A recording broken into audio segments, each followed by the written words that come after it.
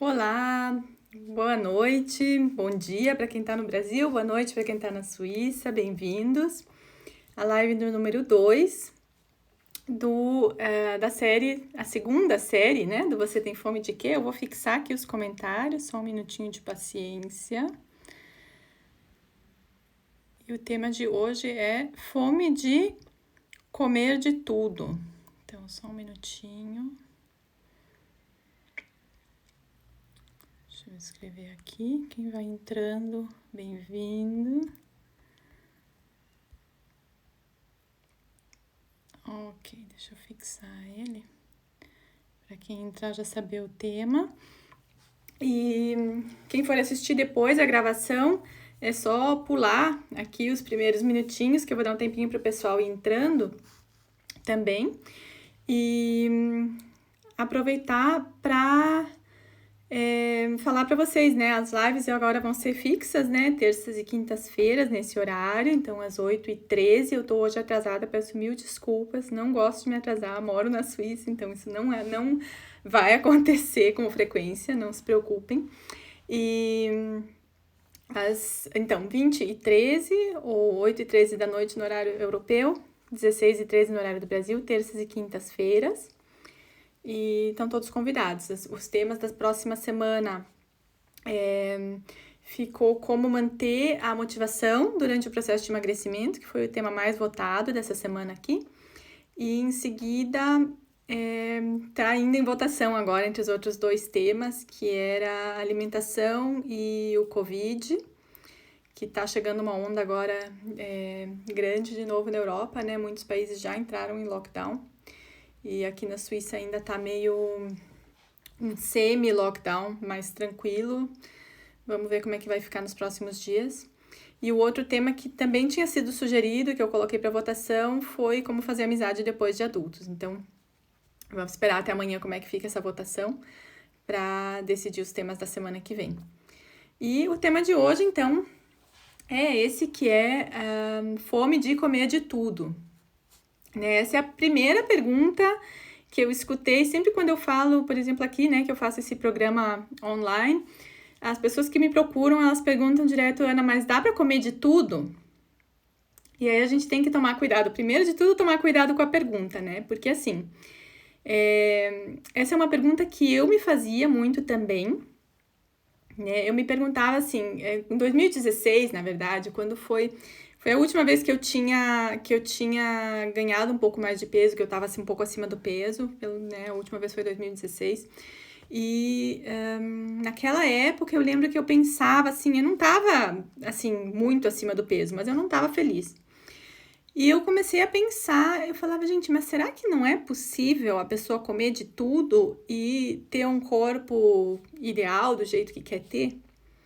E essa era uma pergunta que me martelou muito, assim, né? Eu fiquei muito tempo pensando nisso, pensando o que eu tô fazendo errado, né? Porque eu comia realmente de tudo, né? Eu não era uma pessoa que só comia porcaria, não era, mas eu não tava conseguindo chegar no meu objetivo. Então eu tava muito frustrada, porque eu tentei. Eu tinha app no celular para controlar proteína, carboidrato e gordura do dia, tentava encaixar as calorias no programa, acabava que não conseguia na maioria das vezes. Então, eu sofria muito com isso, assim, e eu ficava pensando, meu Deus, mas não é possível, será que não dá para comer de tudo, né? E a minha resposta hoje é sim, isso é possível, mas não é assim, é possível comer de tudo, todos os dias, a todas as horas. Não tem como, assim, né? Então, é assim, a gente tem que ver o quanto isso é uma pergunta que vem do apego a determinados alimentos, isso é um tema grande. O quanto essa pergunta vem de talvez até uma compulsão por determinados alimentos, de a gente não conseguir se ver sem, isso é uma coisa que eu falo por mim, porque era assim. E na verdade, assim, a gente só consegue ter um equilíbrio de dizer eu vou comer de tudo, mas não todos os dias. Isso exige um equilíbrio mesmo, mental, né? E exige também que você não esteja sofrendo efeito de nenhum tipo de dependência, tá? Porque muitas vezes a alimentação é uma dependência no sentido de como um vício mesmo, como acontece com o açúcar, e muitas vezes é uma dependência psíquica, né? Aquela dependência da comida, ou a comida para compensar. E nesse caso, não adianta a gente querer se iludir que a gente vai continuar comendo de tudo para compensar os nossos outros problemas e vai conseguir manter a forma, porque é muito difícil, sabe? A dependência do açúcar é uma das coisas que é bem importante nessa questão do querer comer de tudo, né? Muitas pessoas perguntam se pode comer de tudo porque querem realmente continuar comendo açúcar. E aí é a questão de pensar no vício. Se você é uma pessoa que pensa, eu não consigo viver sem açúcar, muito provavelmente tem uma componente de dependência mesmo, porque o açúcar ele causa algumas liberações de substâncias mesmo no cérebro que são as mesmas que quando você consome alguns tipos de droga, ou cigarro, ou outros vícios, né? E não é que nem uma pessoa que quer parar de fumar. Se a pessoa falar, mas eu vou diminuir, eu vou fumar poucos cigarros por dia e tudo bem, dificilmente ela vai conseguir manter isso, pelo menos no início, né? E com açúcar é a mesma coisa. Então, inicialmente, não adianta a gente querer diminuir e achar que a gente vai ter controle sobre a substância. Então, para mim, quando eu falo de dependência de açúcar, para mim é um efeito da substância mesmo, sabe? E também a gente tem que ter a lucidez de olhar que a gente não pode querer continuar comendo de tudo. E entender isso como continuo comendo aquilo que eu tô comendo agora e esperar que a gente vai ter um resultado diferente, né? Se você não tá feliz com a sua forma física hoje e tá comendo de tudo e você que era o que acontecia comigo, né? Eu era exatamente essa pessoa que eu era em 2016. Eu comia de tudo, cuidava até da minha alimentação, faz anos agora que eu sigo sempre... olhava onde que eu comprava, só comida orgânica, sabe? Eu cuidava bastante já da qualidade dos alimentos. Mas eu queria continuar comendo daquele jeito que eu estava comendo e ter um resultado diferente. Eu queria ter o corpo dos meus sonhos e continuar a mesma alimentação. E não tem jeito, gente. Se a gente quer outro resultado, a gente tem que criar outra causa. A gente não pode continuar criando a mesma causa e esperar que outra coisa aconteça. É loucura, né? Mas é muito difícil com a alimentação a gente pensar desse jeito, né? Ó, The One with the Accent escreveu: eu como muita massa quando estou com ansiedade. Isso é comum, né? Ter a comida como compensação. Por quê? Porque massa é carboidrato, né? E carboidrato tem no corpo o efeito que nem o do doce, né? E o doce pra gente é uma comida de conforto, é uma comida que remete ao leite da mãe, né? Aquela coisa que quando a gente estava ansioso como neném, ou triste, ou desesperado, ou sem saber o que acontecia, o consolo que a gente tinha era o peito, era o leite. Então, esse mecanismo existe mesmo de querer compensar, né? Estados de estresse. Tem a outra questão que o estresse e a ansiedade causam uma liberação de cortisol, que é o nosso hormônio de estresse, né? O hormônio que a gente libera quando a gente precisa, né? No mundo natural, quando a gente precisava lutar ou fugir, junto com a adrenalina, liberava também o cortisol, que tem um efeito direto no metabolismo dos carboidratos. E o cortisol, ele tem um efeito geral no nosso metabolismo hormonal, principalmente no metabolismo da insulina, que causa um maior desejo por doces, digamos assim, ou por carboidratos no geral. Então, a ansiedade e o carboidrato tem também a ver nesse sentido, tá? Então, assim, voltando um pouco à questão do comer de tudo, né? Porque muita gente fala, mas antigamente se falava sempre, né? Você tem que comer de tudo para estar saudável, você tem que comer de tudo para estar em boa forma, né? Mas assim, se a minha bisavó dissesse ela come de tudo e ela estava saudável, isso provavelmente é verdade, né? Há 150 anos atrás, se a pessoa dissesse que come de tudo, maravilha. Por quê? Porque ela comeria carne, ela comeria cereais que na maior parte das vezes eram integrais, comeria gordura de origem animal, ovos, verdura, fruta, açúcar já era uma coisa mais cara, então era uma alimentação tranquila, né? Comia um pouco de tudo. Os alimentos que a gente encontra em estado natural, eles são, na verdade, eles são da natureza mesmo, perfeitos para o nosso consumo. Então, independente da composição de macronutrientes, né? Independente da quantidade de proteína, de carboidrato, de gordura, num alimento natural, uma carne, uma fruta, uma verdura, um alimento que veio direto, assim, no estado natural dele. Independente disso, ele já vem na sua composição feito de uma forma que é ideal para o nosso consumo, né? A Tânia tá falando, exatamente, tudo comida de verdade, né? Por quê? Porque as comidas de verdade, se a gente for ver populações antigas, por exemplo, existem populações dos esquimós, por exemplo, que se alimentavam praticamente carne e gordura animal, né? Eles não tinha quase fruta e verdura para o esquimó, não tinha.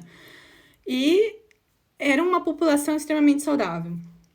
Aí tinha populações na Nova Guiné, por exemplo, que a alimentação deles se baseava praticamente 70% em carboidratos, né? Alguns tipos de raízes, de verduras, plantas, 70% carboidrato, e eram populações extremamente saudáveis. Então é difícil você olhar e dizer, mas um comia só gordura, o outro comia só carboidrato, como é que os dois podem ser saudáveis?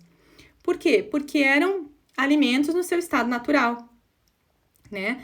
Os carboidratos, no estado natural, eles vêm empacotados em fibra, né? E com isso, o efeito metabólico que eles têm, né, na gente é muito diferente de um carboidrato refinado que vem processado, sem fibras e que vai ter um efeito no corpo de pico de glicose, pico de insulina, coisa que o carboidrato natural não faz, ou faz, mas muito menos, né? Não faz aquele pico que o açúcar faz, que os alimentos de carboidrato simples fazem. Ó, a mamãe coruja falou, estou comendo só porcaria, me sinto muito cansada e sem nenhuma energia. Eu vou chegar um pouquinho mais no porquê que a porcaria faz isso com a gente, porque realmente comer porcaria rouba, em vez de dar energia, rouba energia. Então, o problema do comer de tudo surgiu com o surgimento dos alimentos processados, né?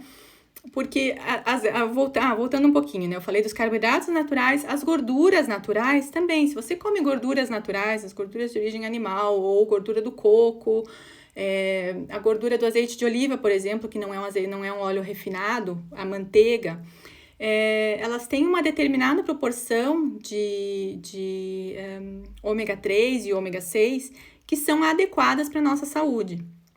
Os óleos vegetais refinados, que são já derivados de um processo de refinamento mesmo, de industrialização, e pior ainda, as gorduras vegetais hidrogenadas, são produtos processados e eles perdem essa proporção. E eles têm um efeito realmente muito danoso, né, no corpo. E o terceiro elemento dos processados que é muito problemático é a frutose, né? A frutose é uma parte do açúcar, 50% do açúcar que a gente consome, se for comprar um açúcar branco, um açúcar de mesa, 50% é frutose, que, na verdade, assim, o que se vê hoje em dia é que a frutose causa aquilo que a gente achava que o sal e que a gordura animal causavam.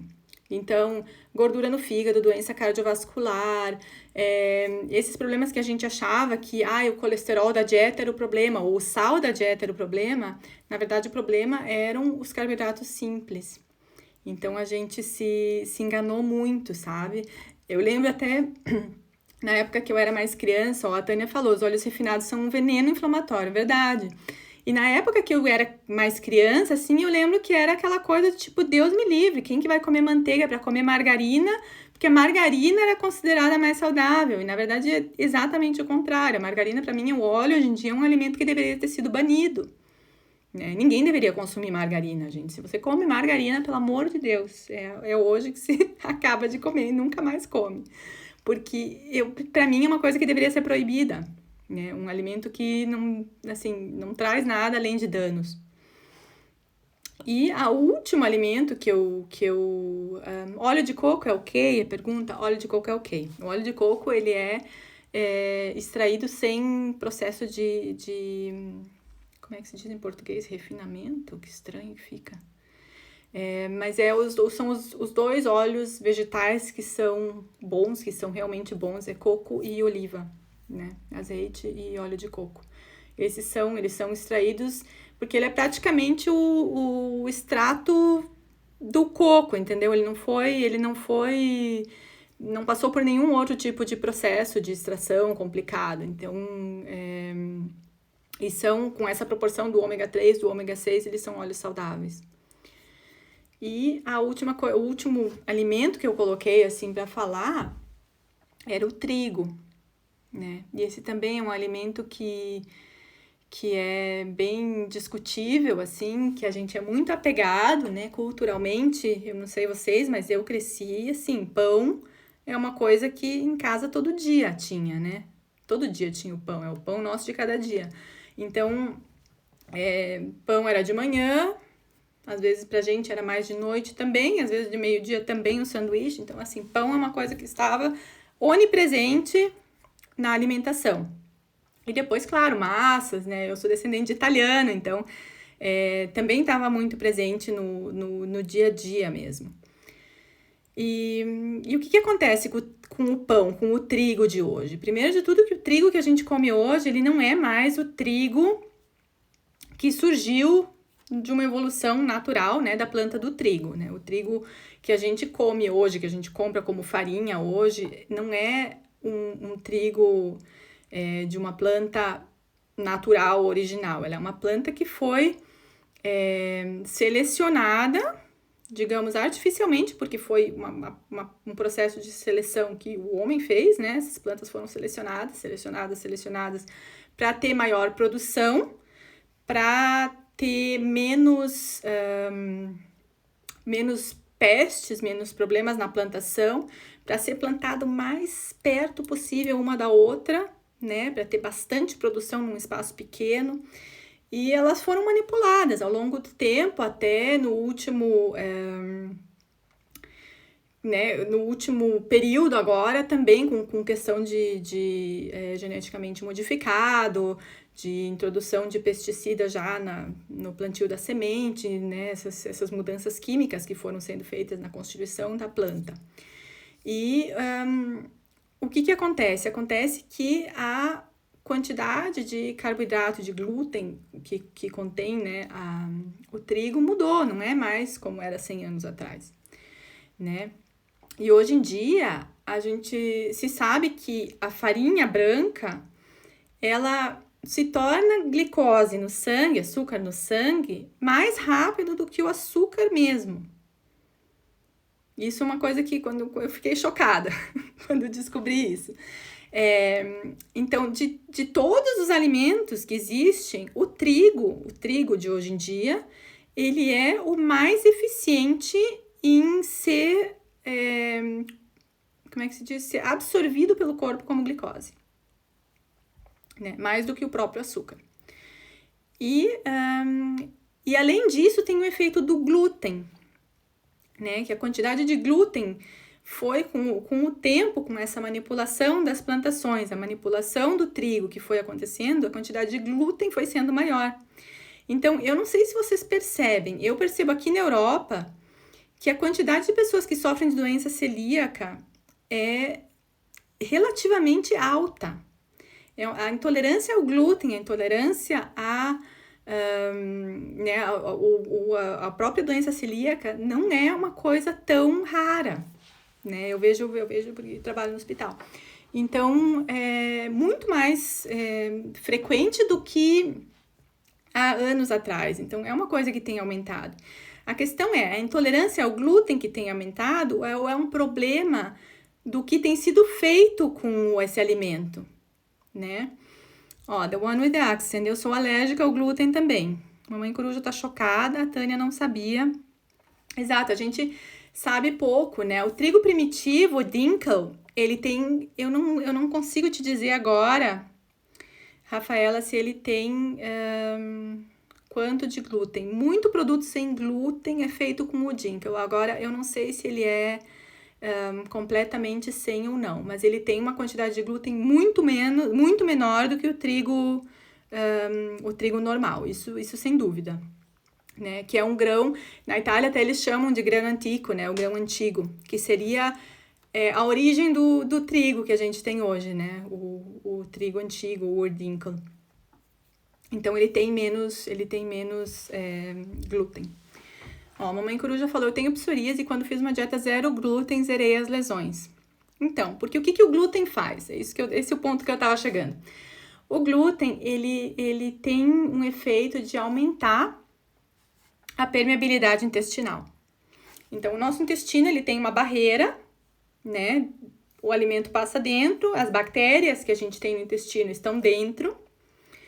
E a parede do intestino serve como uma barreira, né? Para essas bactérias não chegarem na corrente sanguínea, não causarem outros problemas. Porque as bactérias, elas estão lá dentro, elas são parte da gente, né? A gente tem mais bactéria do que célula, então as bactérias, elas são parte do nosso corpo, mas elas não deveriam ser absorvidas no corpo. O que acontece? O glúten, ele aumenta a permeabilidade dessa barreira. Então, essa barreira que deveria isolar o conteúdo intestinal que está dentro e as bactérias do interior do corpo, da corrente sanguínea também, ele sofre danos, então fica como uma peneira furada. E o que acontece? O contato dessas substâncias que estão dentro do intestino com o nosso sistema imune, que são as células que circulam pelo nosso sangue, que estão na submucosa do intestino, isso gera um estado inflamatório, porque o sistema imune reconhece essas substâncias que deveriam estar externas dentro do trato digestivo, que o trato digestivo nosso, ele é externo, ele não é dentro do corpo, ele é uma parte de fora que passa para dentro. Não sei se dá para entender o que eu tô falando nesse sentido. Explicação Catarina. Então, ele causa uma reação imunológica que é fora de proporção. E isso, para quem tem doenças autoimunes, como a psoríase, por exemplo, outras doenças autoimunes, ele aumenta esse estado inflamatório geral do corpo. Então, por isso que acontece, que nem a Biba do Mamãe Coruja falou, né? Psoríase com a dieta zero glúten, é possível zerar as lesões também. Ó, a Rafaela falou, excelente, eu não consumo glúten há anos e é bom saber que há essa opção. Muito obrigada. A Biba falou, pena não ter sustentado a dieta sem glúten. E a Rafaela falou, no meu caso, os sintomas da endometriose pioravam muito com o glúten. Exato, por quê? Porque o glúten faz um estado realmente pró-inflamatório no organismo. Né? Isso é uma coisa que é comprovada que existe, né? Então, assim, essa questão da vontade de comer de tudo, a gente tem que tomar cuidado. Eu, hoje em dia, se alguém me pergunta, né? Eu sou convidada para jantar na casa de alguém, a pessoa pergunta, você come de tudo? Sim, eu como de tudo. Eu não tenho, graças a Deus, não tenho nenhum tipo de intolerância alimentar, não tenho nenhuma doença grave, não tenho nenhum tipo de restrição, não sou vegetariana, não sou vegana. Então, eu como de tudo. E eu falo isso, mas se você me perguntar se eu como de tudo no meu dia a dia, não. Eu não vou dizer eu não como doce, eu não como massa. Eu como, mas eu como de vez em quando. Eu como, sei lá, talvez uma vez por semana, ou tem semanas que nem como, mas não é uma coisa que faz parte do meu dia a dia. Não é aquele meu pão de cada dia, né? Isso não tem mais. Porque não tem como, gente. Não adianta a gente querer se iludir que a gente vai continuar comendo de tudo com essa alimentação que a gente existe hoje em dia, com esse mundo de processados que a gente é bombardeado toda hora e achar que a nossa saúde vai resistir numa boa, que o nosso corpo vai se manter numa forma maravilhosa com esse tipo de alimentação, né? Não tem... Infelizmente não funciona assim. Mas é possível, sim, eu sou prova disso, é possível se atingir um equilíbrio no sentido de que quando eu tô com vontade mesmo, e aí vem a parte intuitiva, né, da alimentação, de eu olhar e dizer, eu tô com vontade hoje de comer um chocolate, não um chocolate 80%, eu tô com vontade de comer um chocolate doce. Tudo bem, né? Hoje em dia tudo bem. Por quê? Porque eu sei que isso vai acontecer, sei lá, uma vez por mês, uma vez a cada 2 meses, e não tem problema, né? Eu não preciso ser extremamente radical. Claro, se eu tivesse uma doença celíaca, a coisa é outra, né? Aí você tem que realmente evitar o glúten a todo custo, porque senão... ou quem tem, por exemplo, a Vera escreveu, né? Eu tenho doença de Crohn e não consumo glúten. E nesse caso, no caso de uma doença, não dá para ficar no meio, em cima do muro, né? Ah, mas eu como um pouquinho de glúten de vez em quando. Não, por quê? Porque você estimula essa inflamação que você está querendo controlar. Então, de um lado, você quer controlar a inflamação, às vezes com medicação e tudo.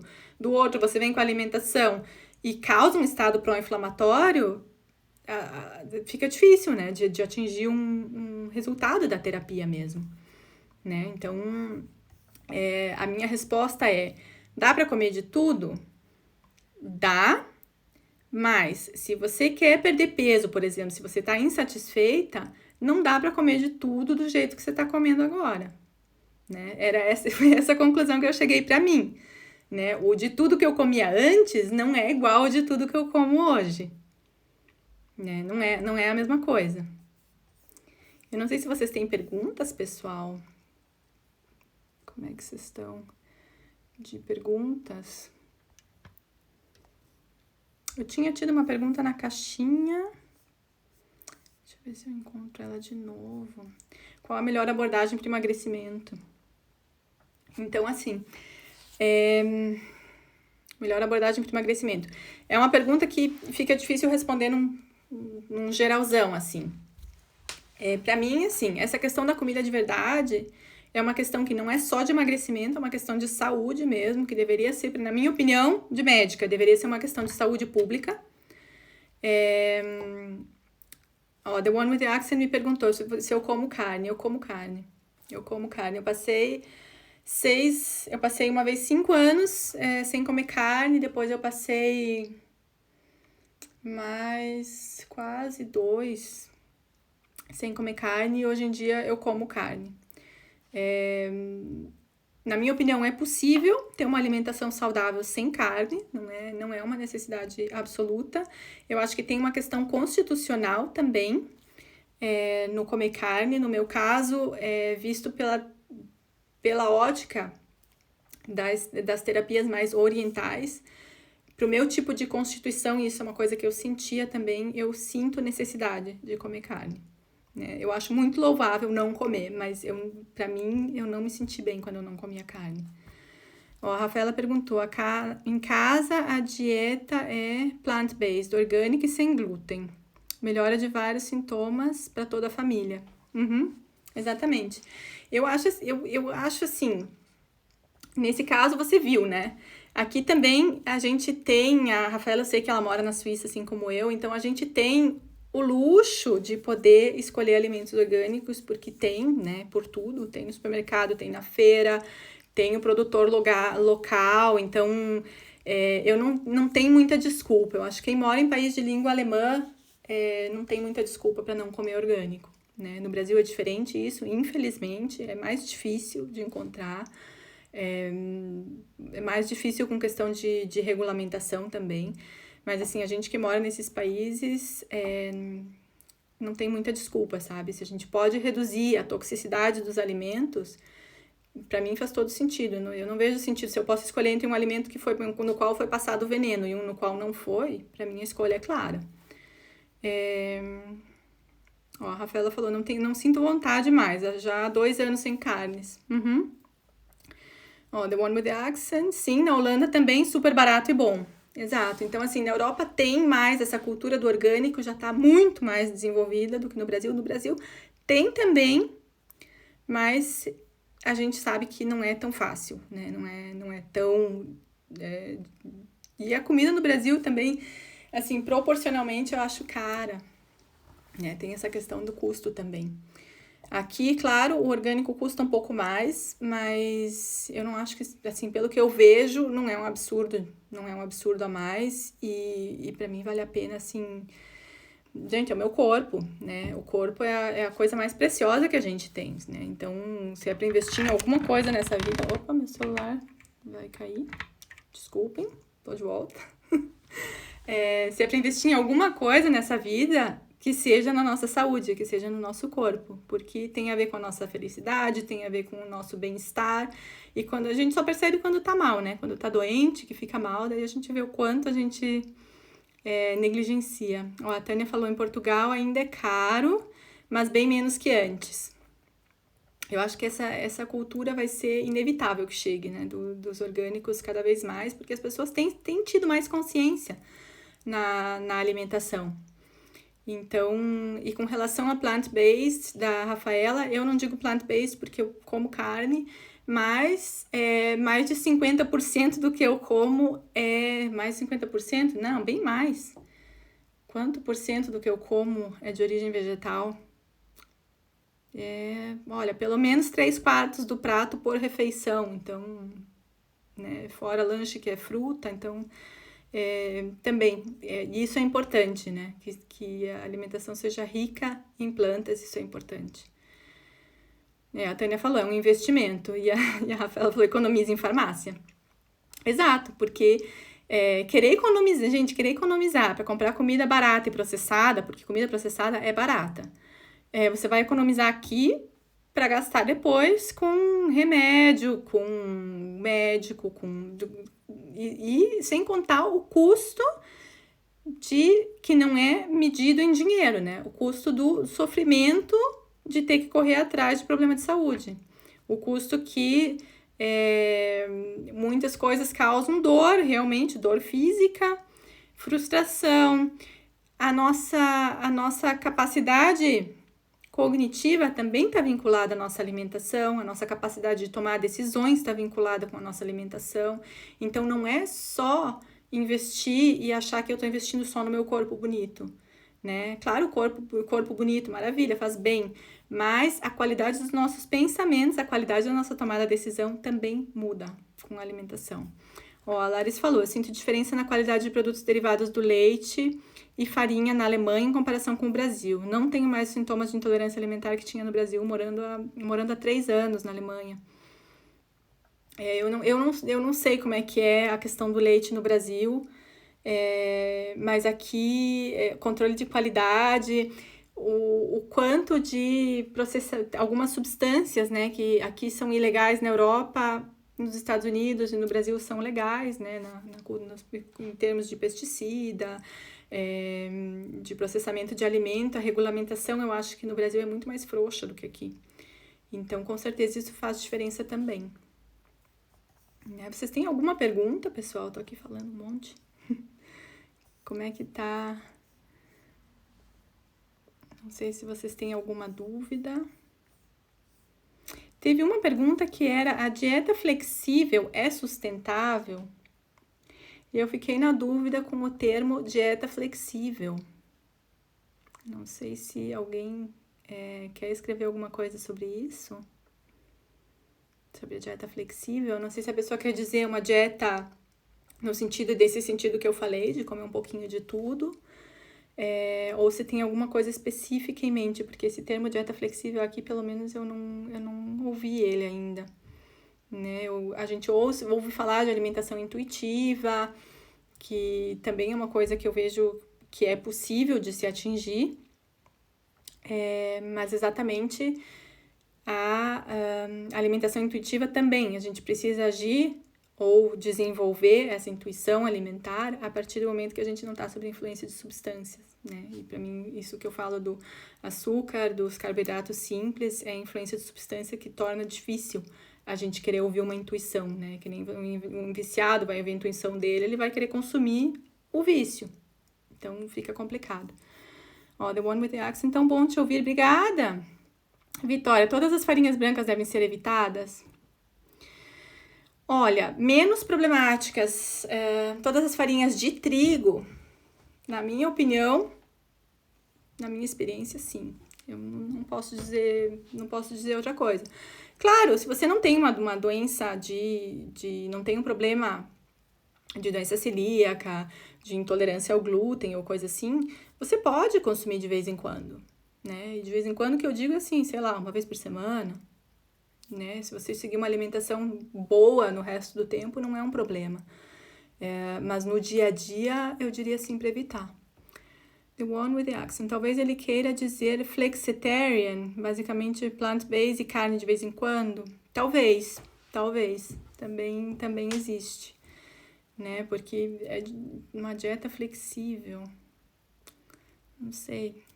Tem tanta dieta que é flexível. Mediterrânea é flexível, é uma dieta que comprovadamente é saudável também. E também é a base de produtos não processados.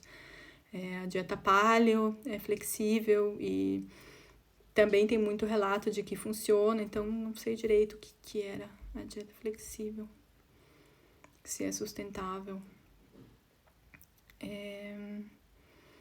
Laris, contando macros e micronutrientes, é essa a dieta flexível? Ok, então assim, se ela é sustentável, olha, eu já vi muito relato de gente que emagreceu bastante contando macro e micronutriente, seguindo até aplicativo mesmo de regime, de dieta. Já vi muito relato.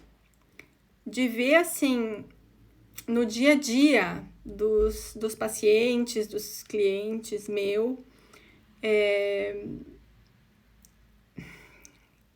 eu não considero essa alimentação sustentável. Porque, assim, você tem que pensar que qual que é o objetivo daquela alimentação, né? Você quer chegar na tua saúde ideal, no teu corpo ideal. Através desse método de ficar contando, quando você chegar lá, você vai fazer o quê? Você vai continuar contando, porque não tem como, entendeu? Então, assim, para algumas pessoas, tudo bem, elas vão se acostumar, elas vão conhecer, elas vão ter um conhecimento que, no fim das contas, como um diabético tipo 1, né, que tem que tomar insulina de acordo com a refeição, ele sabe quanto carboidrato tem naquela refeição depois de um tempo, ele não precisa mais calcular, né, ele já sabe, se eu comer isso, eu tenho tantos carboidratos, eu vou aplicar insulina assim. Então, talvez para algumas pessoas seja ok levar a vida dessa forma, contando macro e micronutrientes sempre. Eu tentei fazer isso, e eu tenho que dizer assim, funcionou para mim por 2 meses. Por 2 meses eu segui direitinho, contando macro e micronutriente, emagreci na época e depois não consegui, porque eu falei, gente, eu não posso viver nessa ditadura de ter que controlar a todo momento tudo aquilo que eu tô comendo. Então, na minha opinião, para a maior parte das pessoas, não é uma opção muito sustentável, não. Tá bom? Mas é isso, é a minha opinião, gente. Eu não tô dizendo que não existe, que nunca vai funcionar. Tô dizendo qual que é a minha opinião, a minha experiência, tá bom? Mais alguma pergunta, gente? Ficou alguma dúvida? Eu gostei bastante da participação de vocês. Muito obrigada a todo mundo que participou, que estava aqui comigo, que comentou, que contou um pouquinho da sua experiência. Isso enriquece muito. E se não tiver mais nenhuma pergunta, eu vou encerrar por aqui. Vou deixar um lembrete para quem ainda não tá no grupo do Telegram. Tem um link na minha bio. Eu sempre coloco... Tem um programa agora semanal, com 2 vezes por semana exercícios de uma vez mindfulness, uma vez presença. Tem uma receitinha por semana. Tem um insight de motivação ou de pensamento para segunda-feira, para a gente começar a semana com um fluxo de energia bom. E no meio tempo, eu vou colocando os meus insights também de forma aleatória. Então, quem quiser entrar lá, o link está na minha bio. E tem o e-book de receitas agora, outono e inverno. Quem mora na Europa tem um e-book com receitas com ingredientes agora da estação, que também é só baixar lá, ele é gratuito, tá bom? The one with the accent. Obrigada, você arrasa, obrigada por tudo. Nossa, obrigada, pessoal. Vocês que arrasam, que participam aqui, fico muito feliz. Tá bom? Terça-feira a gente volta. O tema da terça-feira é como manter a motivação durante o processo de emagrecimento. Então, no mesmo horário, 8h13 da noite, no horário aqui europeu, e 4h13 no horário do Brasil. Tânia, adorou a live, obrigada, Vera. Obrigada, pessoal. Desejo a todos uma boa noite. Amanhã, sexta-feira, um bom final de semana. e até a próxima, tá bom? Até mais.